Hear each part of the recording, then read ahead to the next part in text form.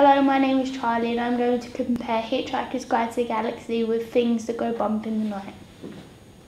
Firstly, I'm going to talk about Hitchhiker's Guide to the Galaxy, which is an interactive fiction video game which describes software environments in which players use text commands to control characters and give an opinion to the environment, which is based on a TV program of the same name. The visual style and perspective is in first person. The goal in this game is to save your house. The rules is that you have got to try and get away from the house alive. There isn't any music. The challenges are you have to remember to do things and walk in the right direction. The intended audience would be 13 plus. The age has got to be quite old to work the game out. It doesn't matter what gender you are to play the game. The type of game would be casual play as it's calm and hasn't got many things going on at once. The game's genre is text-based with visual effects. The game itself is very plain and quite basic. The design of the game is very basic and has an extremely plain layout to it. The reason for this is because it has no colour, imagery, sound or any good graphics at all. Most of these games can also be played in a one-player mode.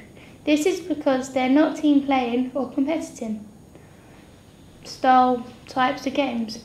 The game type are problem solving and challenging based only. It was first released in 1984 for the Apple II, Commodore 64, DOS and Atari ST. Things that go bump in the night, very similar to Hitchhikers, is because they were made around the same time. It is also less complex. The game player is a security guard in an office and the player controls this character by typing the commands on the keyboard.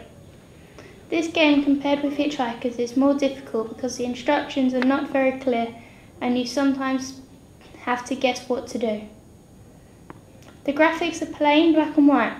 There are no pictures or colour, just a black screen where you type your commands.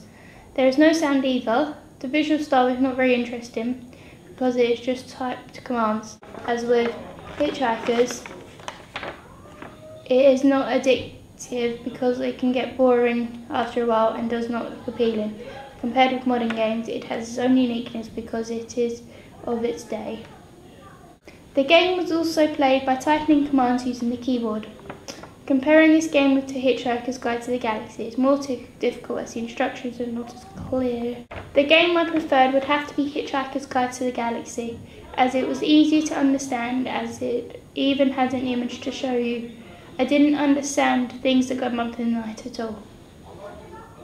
Thank you and goodbye.